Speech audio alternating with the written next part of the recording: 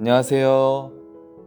신세계교회 새가족 여러분 반갑습니다. 저는 신세계교회 새가족 성경 공부를 담당하고 있는 박준호 목사라고 합니다.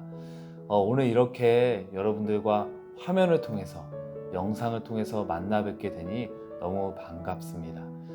이제부터 저와 함께 이렇게 영상으로 새가족 성경 공부를 진행하게 될 텐데요. 오늘은 그 첫 번째 시간입니다. 아마 이 화면을 보고 계신 많은 분들은 대부분 지금껏 나름대로의 신앙생활을 잘 해오셨을 거라 생각이 듭니다. 그래서 신세계교회 오시면 내가 이렇게 새가족 성경 공부를 들어야 되나? 이런 기본적인 수업을 다시 들어야 하나라는 생각도 가지셨을 거예요. 하지만 우리가 다시 한번 이 시간을 통해서 복음의 본질에 대해 점검하는 것은 매우 중요합니다. 목사님 저도 매일매일 말씀 앞에 스스로를 점검하지 않는다면 고이게 되고 그것은 신앙의 본질을 썩게끔 만들게 됩니다. 그렇기 때문에 이 시간을 통해 하나님 앞에서 나의 신앙을 다시금 점검하고 하나님의 사랑을 확인하며 회복하는 그런 귀한 시간이 되길 소망합니다. 오늘부터 시작되는 새가족 성경 공부는요, 바로 이런 교제를 통해서 진행이 됩니다. 네, 잘 보이시나요? 유일한 구원자 예수 그리스도라는 새가족 성경 공부 교재입니다. 이 책은요, 저희 교회에서 만들고 제작한 것은 아니고요. 예전 사랑의 교회 돌아가신 지금은 소천하신 고 옥하는 목사님께서 새가족들을 위한 성경 공부 교재를 작성하시고 만드신 것이 바로 유일한 구원자 예수 그리스도라는 책입니다. 이 책을요, 저희 신세계교회 상황에 맞게, 환경에 맞게 조금 편집하고 다듬은 것이 바로 이 교재입니다. 이제부터 이 교재를 가지고 저와 함께 새가족 성경 공부를 시작해 보도록 하겠습니다. 오늘은 첫 번째 시간으로 유일한 구원자 예수 그리스도에 대해서 성경은 어떻게 말하고 있는지 살펴보는 시간을 갖도록 하겠습니다. 하지만 그 전에 먼저 짤막한 영상을 준비했는데요. 다시 떠난 탕자라는 동화를 준비했습니다. 이 영상을 보시고 계속해서 우리 강의를 이어나가도록 하겠습니다. 그럼 한번 보시고 오실까요?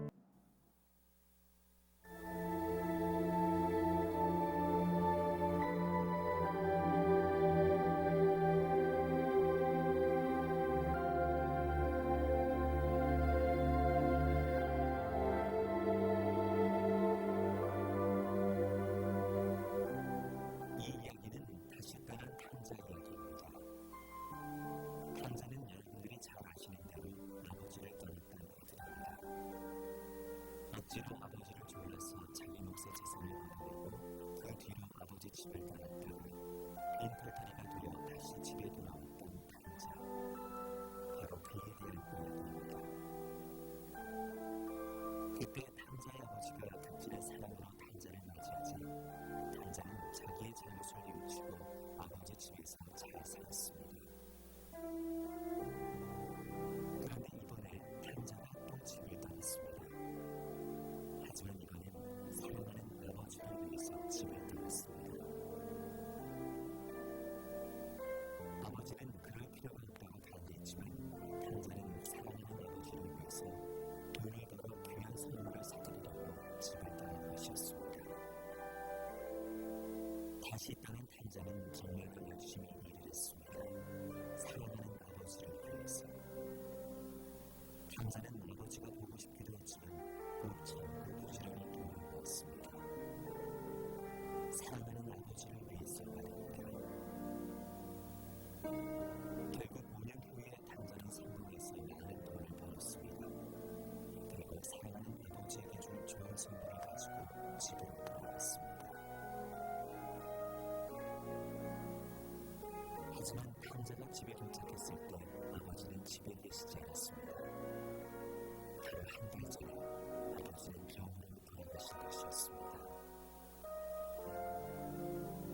아버지의 죽음 앞에서 탕자의 마음은 너무 아팠지만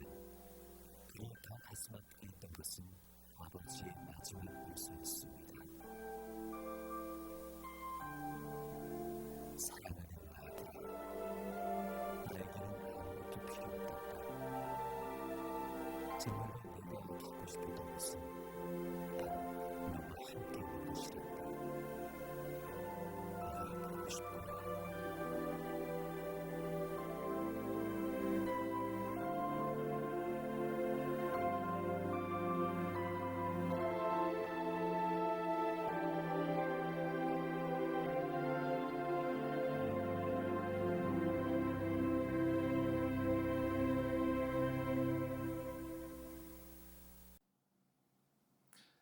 네, 잘 보셨나요? 영상 마지막에 아버지의 마음을 잘 아는 것이 아버지를 기쁘게 할 수 있는 시작입니다 라고 나왔습니다. 다시 집을 떠난 탕자는 자기가 아버지를 잘 안다고 생각했습니다. 그래서 아버지가 좋아하는 것을 사드리겠다고 집을 떠난 것이죠. 그러나 탕자는 아버지의 마음을 잘 알지 못했습니다. 아버지가 진정으로 원했던 것은 탕자가 이 아들이 자신에게 어떤 좋은 선물을 주는 것이 아니라 아들과 함께 계속해서 살아가는 것. 아들과 함께 살아가며 자신의 여생을 마치는 것이 아버지께서 진정 원하시는 것이었죠. 이것을 알지 못한 것은 바로 이 아들, 탕자의 슬픔이었습니다. 이렇듯 우리는 누군가에 대해서 바로 아는 것이 참 중요합니다. 그 사람이 나와 가까운 존재일수록 그 사람에 대해서 잘 아는 것이 매우 중요하죠. 마찬가지로 이 기독교, 교회를 잘 이해하기 위해서는 예수님에 대해서 바로 알아야 합니다. 그리고 그 예수님이 우리를 위해 무엇을 하셨는지에 대해서도 잘 알아야 합니다. 그렇기 때문에 이 예수님에 대해서 우리가 잘 알기 위해서는 성경이 이 예수님에 대해서 어떻게 말하고 있는지를 살펴봐야 되는데요. 이제 이 교재를 가지고 성경은 예수님에 대해서 어떻게 말을 하고 있는지 한번 살펴보도록 하겠습니다. 교재를 한번 펴보실까요? 네, 오늘 교재 3쪽입니다. 3쪽부터 이제 일과가 시작이 되는데요. 저와 함께 교재를 읽어 나가도록 하겠습니다. 1과 유일한 구원자 예수 그리스도입니다. 밑에 나와 있는 굵은 글씨를 제가 읽도록 하겠습니다. 교회를 다니는 사람이라면 예수님이 누구시며 그가 무엇을 하셨는지를 정확히 알아야 합니다. 만일 시간을 내어서 예수님이라는 주제를 놓고 글을 쓴다면 얼마나 자세하고 정확하게 쓸 수 있을까요? 많은 사람들이 예수님에 대해서 잘못 알고 있고 또 잘못 이야기하는 경우를 종종 보게 됩니다. 이런 현상은 본인을 위해서도 좋지 않은 일이지만 예수님께도 욕을 돌리는 일이 아닐 수 없죠. 왜냐하면 하나님께서는 인간이 구원자 예수 그리스도만은 정확하고 충분하게 알 수 있는 모든 자료를 공개해 주셨기 때문입니다. 오늘은 시간이 허락하는 범위에서 이 중요한 주제를 놓고 한번 생각해 보도록 하겠습니다. 이제 질문을 통해서 한번 살펴보도록 하겠습니다. 1번입니다. 첫 번째 질문. 예수님은 하나님이 보내신 유일한 구원자입니까? 라는 질문입니다. 예수님은 하나님이 보내신 유일한 구원자입니까? 여러분은 이 질문에 어떻게 대답을 하실 수 있으신가요? 예수님께서는 유일한 구원자이실까요? 이 질문에 대해서 예수님께서 스스로 말씀하신 내용이 바로 밑에 나와 있습니다. 요한복음 14장 6절 말씀입니다. 예수께서 이르시되 내가 곧 길이요 진리요 생명이니 나로 말미암지 않고는 아버지께로 올 자가 없느니라. 예수님께서 스스로를 이렇게 말씀해 주셨죠. 예수님은 스스로를 길과 진리, 생명이라고 말씀해 주셨습니다. 이 길과 진리, 생명은요 모두 같은 의미를 지닌 거예요. 모두 어떤 최고의 가치를 의미하는 단어이죠. 우리가 누군가를 사랑할 때 그 사랑하는 사람에 대해서 고백할 때 당신은 나의 태양이야. 당신은 이 세상 어떤 것보다 귀한 보석이야. 이렇게 고백하듯이 예수님은 스스로를 이런 최고의 가치들로 말씀해 주신 것입니다. 바로 나를 통해서만 하나님을 제대로 알 수 있다. 라고 이 단어들로 스스로를 말씀해 주신 것이죠. 두 번째는요, 베드로의 증언입니다. 사도행전 4장 12절 말씀을 읽도록 하겠습니다. 다른 이로서는 구원을 받을 수 없나니 천하 사람 중에 구원을 받을 만한 다른 이름을 우리에게 주신 일이 없음이라 하였더라. 네, 베드로는 이렇게 스스로를 증거했습니다. 베드로는 예수님의 수제자, 예수님의 오른팔이었습니다. 그러니까 이 베드로가 예수님을 가장 가까이에서 본 사람이었죠. 이런 베드로가 했던 고백이 바로 이와 같은 증언이었습니다. 예수님 이외에는 구원을 받을 수 없다. 오직 예수님을 통해서만 구원을 받을 수 있다라고 베드로는 증언하고 있는 것이죠. 우리 계속해서 4쪽으로 한번 넘어가 볼까요? 4쪽. 네. 2번 두 번째 질문입니다. 제가 한번 읽도록 하겠습니다. 예수님이 완전한 자격을 갖추신 구원자이심을 무엇으로 알 수 있습니까? 라는 질문입니다. 우리가 앞에서 예수님과 또 예수님의 수제자였던 베드로의 증언을 통해서 구원자다, 예수님께서 구원자이심을 알았는데요. 그렇다면 예수님이 과연 어떤 자격을 갖추셨길래 이 구원자일 수 있느냐라는 것이 바로 2번의 질문입니다. 계속해서 한번 살펴보겠습니다. 2번의 1번. 예수님께서 어떻게 구원자임을 알 수 있습니까? 1번은요, 이렇게 말하고 있어요. 그는 하나님이시다라는 말입니다. 요한복음 1장 1절 말씀에 이렇게 나와 있습니다. 태초에 말씀이 계시니라. 이 말씀이 하나님과 함께 계셨으니 이 말씀은 곧 하나님이시니라. 아멘. 예수님께서는 태초에 말씀 계셨다라면서 그 말씀이 곧 하나님이었고 이 말씀이 태초부터 함께 있었다라고 증언하고 계십니다. 요한복음 1장 1절은요, 바로 이렇게 시작이 되는데요.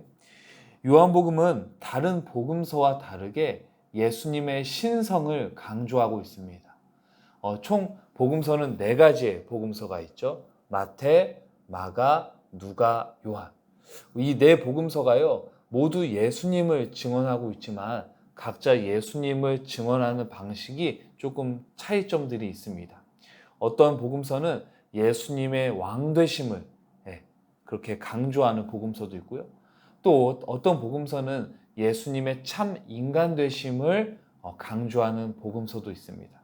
요한복음이 강조하는 것은 예수님의 신성입니다. 예수님은 인간이지만 하나님이시다라는 그런 신성을 강조하고 있죠. 1장 1절에 태초에 말씀이 계시니라 라는 이 말씀은요, 헬라어 원문으로 로고스라는 단어입니다. 이 로고스라는 단어는 어떤 뜻을 가지고 있냐면 어떤 혼돈스러운 이 상황을 질서 있게 만드는 능력을 나타냅니다. 그러니까 그냥 말씀이라는 것이 아니라 혼돈스러운 상태를 질서 있게 만드는 능력을 바로 이 로고스는 나타내고 있는 것이죠. 그렇기 때문에 하나님께서 태초에 천지를 창조하시니라, 태초에 말씀으로 천지를 창조하시니라 했던 그 말씀, 그 능력이 바로 예수님이셨고 그 예수님이 지금 이 세상에 사람의 몸을 입고 오셨다라는 것이 바로 이 요한복음의 말씀입니다. 조금 어렵죠? 네, 어려운 말씀이니까 오늘은 여기까지만 하고 넘어가도록 하겠습니다. 이렇게 요한복음은 예수님께서 하나님이시다라는 것을 강조하고 있어요. 자, 두 번째입니다. 그는 사람이시다. 계속해서 요한복음 말씀이네요. 요한복음 1장 14절 말씀입니다. 말씀이 육신이 되어 우리 가운데 거하심에 우리가 그의 영광을 보니 아버지의 독생자의 영광이요 은혜와 진리가 충만하더라 라고 되어 있습니다. 아까 봤던 요한복음 1장 1절에 나왔던 그 태초의 그 말씀이 이제 뭐가 되었어요? 네, 육신이 되었습니다. 그 말씀이 세상으로 오신 것이죠. 여기서 말하는 것은 이제 육신이 된 예수님, 이 세상에 하나님께서 인간의 몸을 입고 나타나신 것이죠. 네, 우리가 이 말씀을 좀 더 잘 이해하기 위해서는요, 요한복음 3장 16절 말씀을 한번 찾아보면 좋을 것 같은데요. 제가 한번 요한복음 3장 16절 말씀을 찾아 읽도록 하겠습니다. 하나님께서 세상을 이처럼 사랑하사 독생자를 주셨으니 이는 그를 믿는 자마다 멸망하지 않고 영생을 얻게 하려 하심이라. 네. 하나님께서 세상을 미워하신 게 아니라요, 세상을 사랑하셨습니다.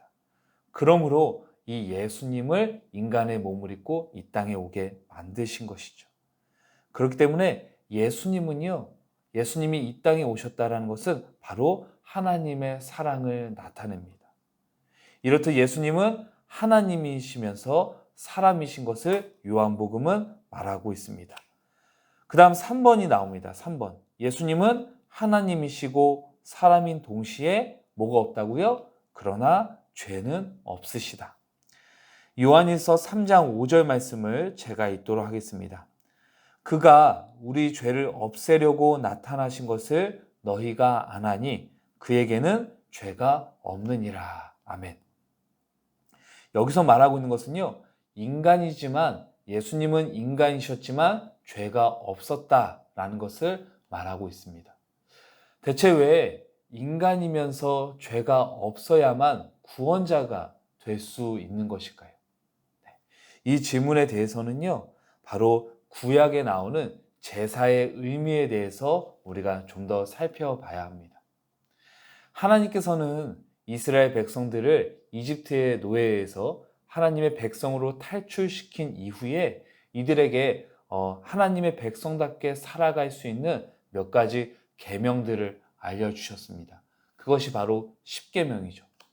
그와 동시에 하나님을 예배하고 하나님께 제사 드리는 여러 가지 제사의 방법들 또한 알려주셨는데요.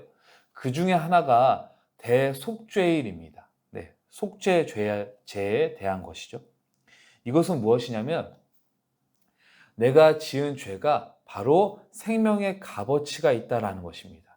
죄의 삭은 사망이요가 바로 이 말과 동일한 말이죠. 하나님께서는 죄의 결과는 사망이야 라고 알려주셨습니다. 그러니까 죄를 지었다면 죽는 것이 당연한 것이죠. 하지만 인간은 누구나 죄를 지을 수밖에 없는 존재이기 때문에 이 죄를 지은 것에 대한 결과가 사망이라면 인간은 이 세상에 남아날 수가 없는 것이죠. 그렇기 때문에 하나님께서는 한 가지 방법을 알려주셨습니다. 그것이 바로 속죄제인데요. 1년에 한 번 대속죄일이 되면 사람들은 1년 동안 자신의 죄에 대해서 곰곰이 생각해 봅니다. 그러면 아마도 여러 가지 죄 지은 것들이 떠올랐겠죠. 그렇게 되면 이 사람은 어떤 것을 준비해야 되냐면 그동안 자신이 키웠던 양이나 소, 염소 같은 것 중에서 가장 흠이 없고 깨끗한 양을 잡아 양을 가지고 그 제사장에게 갑니다. 1년에 한 번 대속죄일 때요. 그때 대제사장에게 이렇게 데리고 오면요, 대제사장이 하는 일은 뭐냐면 이 제물을 가지고 온 사람의 손을 이 가지고 온 양에게 얹게 합니다. 그렇다면 이 사람의 죄가 지금 누구에게 가는 건가요? 네, 그렇죠. 바로 이 양에게 전달이 됩니다. 그리고 나서 이 양에게 행해지는 것은 바로 양을 죽이는 것입니다. 양을 제물로 바쳐야 되는 것이죠. 양이 아무리 순진하고 흠이 없다고 해서 가만히 자신의 목이 따일 때까지 가만히 있을까요? 네, 결코 그러지 않습니다. 양은 버둥버둥 거리게 되고 양의 피가 온 사방 군데에 흘러 넘치게 되죠.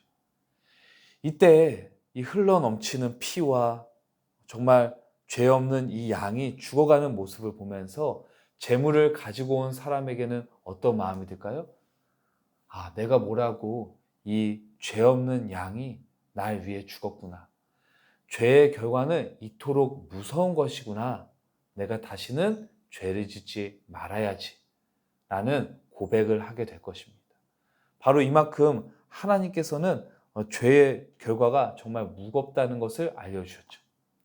하지만 처음에 이렇게 정말 값지게, 정말 무겁게 드려졌던 대속죄일이 점차 시간이 지나면서 형식적인 제사 방법으로 변질되고 맙니다.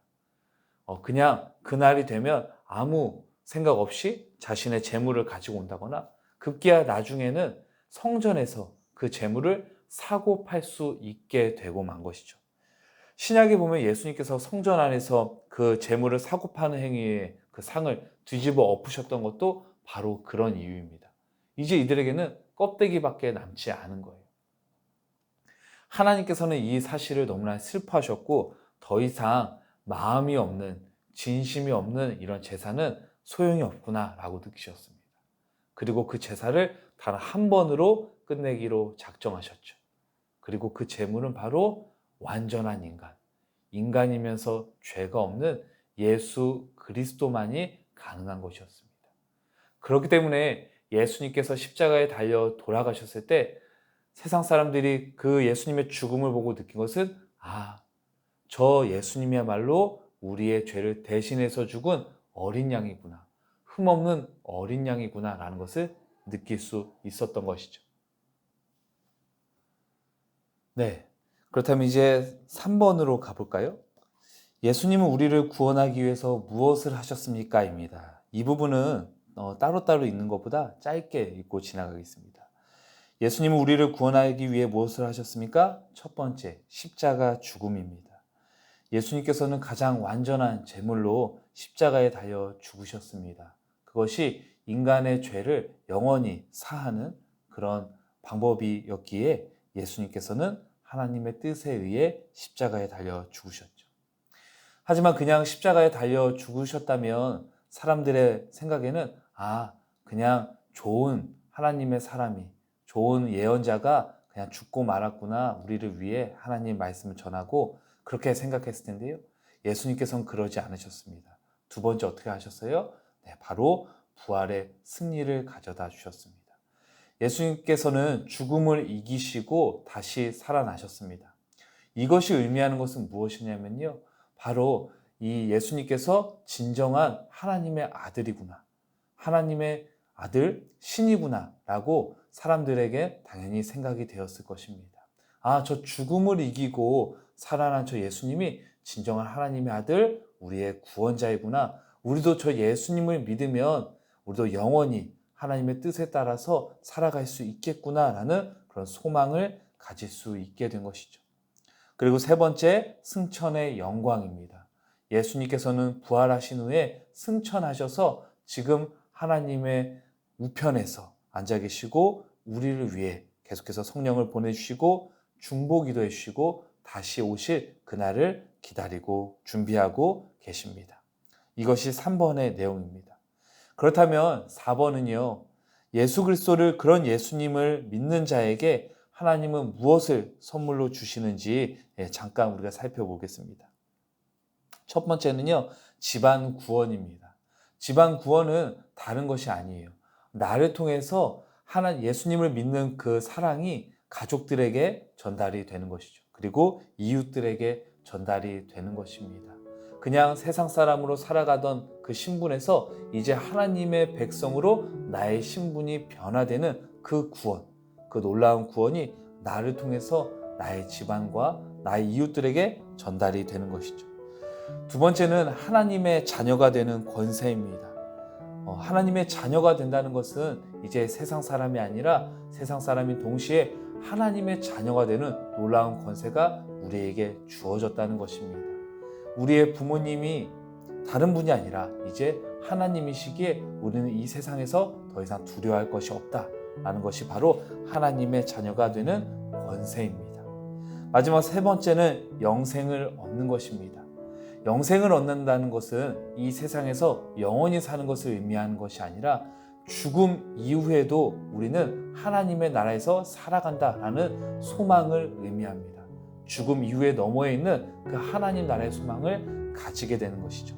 이것이 기독교가 말하는 영생, 영원한 생명입니다. 자, 여기까지 우리 오늘 1과의 교재를 함께 살펴봤는데요. 영상으로 하는 거라 많이 조금 어색하실 수도 있고 제가 전달하는 것에 한계가 있을 수도 있습니다. 지금 이렇게 나눈 것들 또 잘 생각하시면서 이제 우리 채팅방에서 각자 느끼신 것들 또 궁금한 것들을 우리 좀 더 자세히 한번 나누도록 하겠습니다. 그럼 안녕히 계세요.